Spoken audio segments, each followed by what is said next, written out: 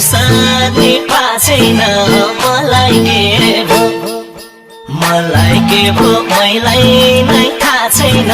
रक्षा गर हरि ए बोलाउने र टोलाउने भएको छु माया जालमा परी फुर्सद नै पाछैन मलाई के भो होइ होइ होइ मलाई के भो मैलाई नै थाहा छैन रक्षा गर हरि बोलाउने र टोलाउने भएको छु माया जालमा परी ओइ बोलाउने र टोलाउने भएको छु